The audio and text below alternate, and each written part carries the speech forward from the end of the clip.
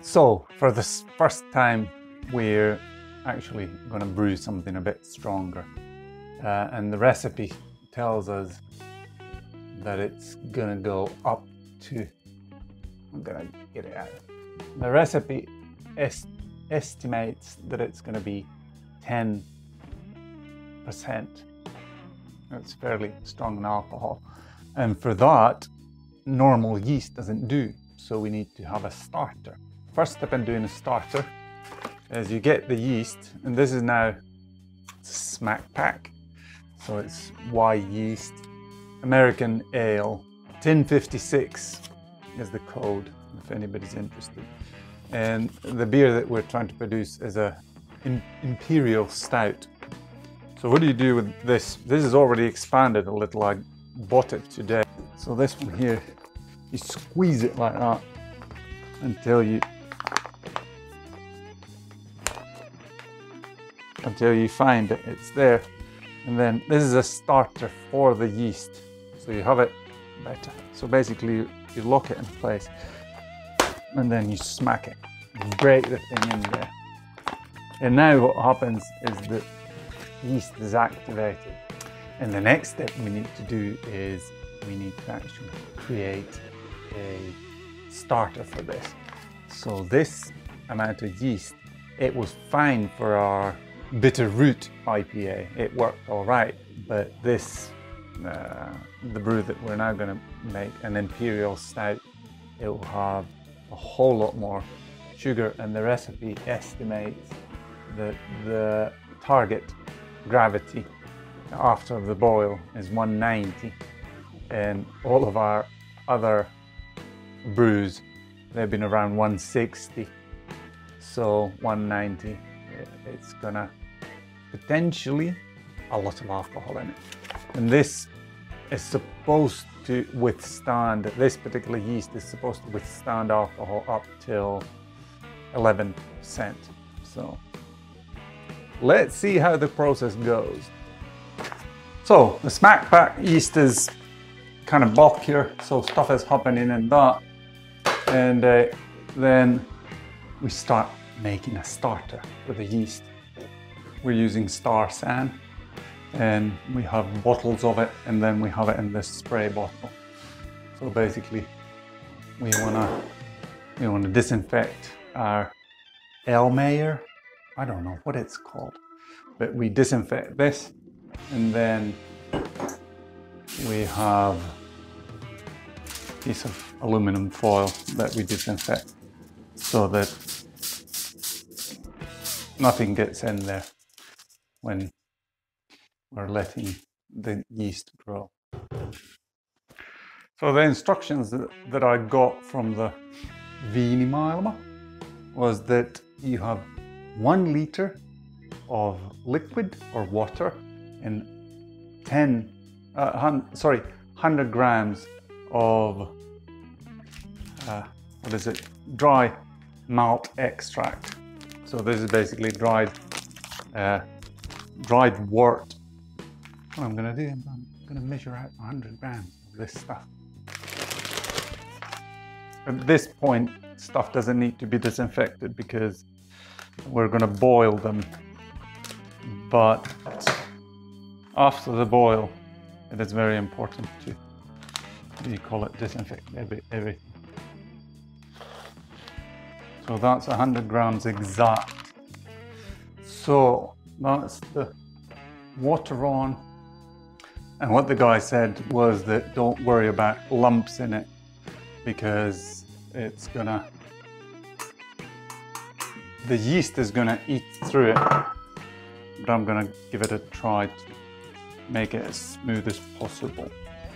And apparently this is very violent stuff too, that it easily boils over. I find that there's no lumps in it. It's clearly a fairly sticky substance. Seems more like glue. And what I'll do while it's boiling, I could use Star San, but I'll just chuck this one in the thermometer to disinfect it. Apparently this is the malt extract that is normally used. It's called extra light spray malt. So a cooling system for the starter. This kind of keeps the kettle from floating around, and it kind of gently disperses the water. And then this one was the disinfectant rod. Put it in, then I'll get a reading, and as soon as it reaches 30 degrees, then I'm putting it into the flask and pitching the yeast. So as you can see, we're now at 29 degrees on the wort, and I'm ready to move it to the Elmayer. I can't remember what the name of that is, but now the wort is cool enough. Pour in our starter wort.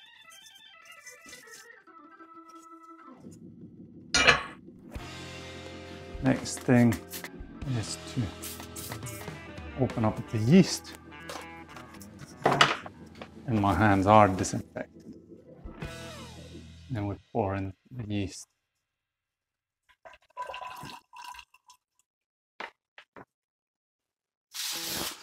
And the sanitized tin foil wrap on top of it. And that's it. And we leave it aside to start fermenting.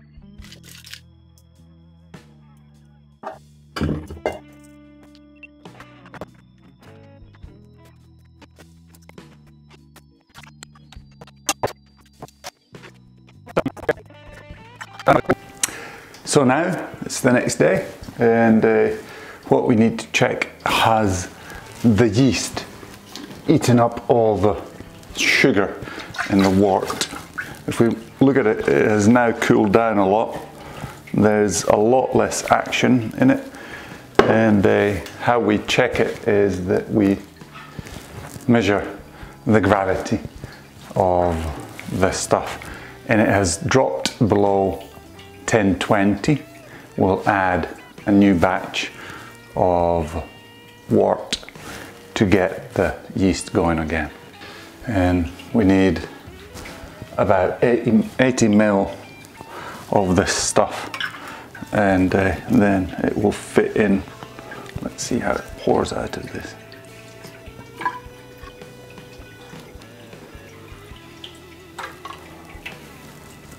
And if we read it, it's about 1014. So now we need to create a new batch of wort, and we'll grow it up and let the yeast eat that one too. So the same thing as about before. 100 grams of dry malt extract and a litre of boiling water, and I'll, mix it in. That's it, done. And then just cool the thing down and add it to the yeast starter. So my process for the next batch is identical, and I boiled it, and then I just wait for it to come down to under 30. Now the new wort has cooled down to 31 degrees, which is enough for me, and I'll take the gravity of this new stuff.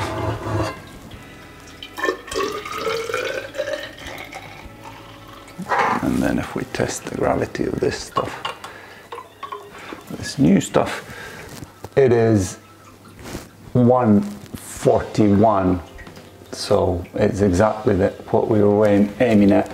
So this is good stuff for food for our yeast.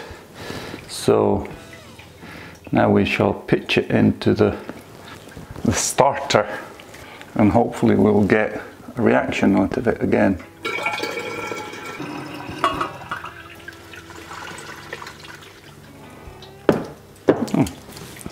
Let it sit for some time, or come and stir it every now and then. And here we go, into the fermentation tank.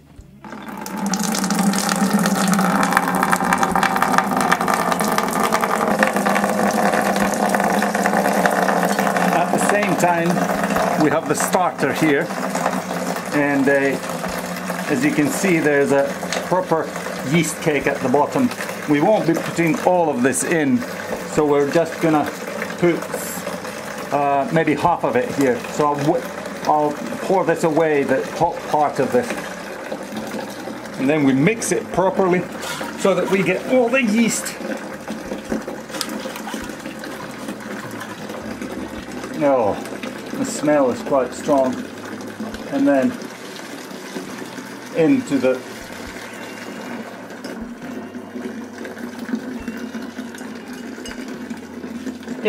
beer.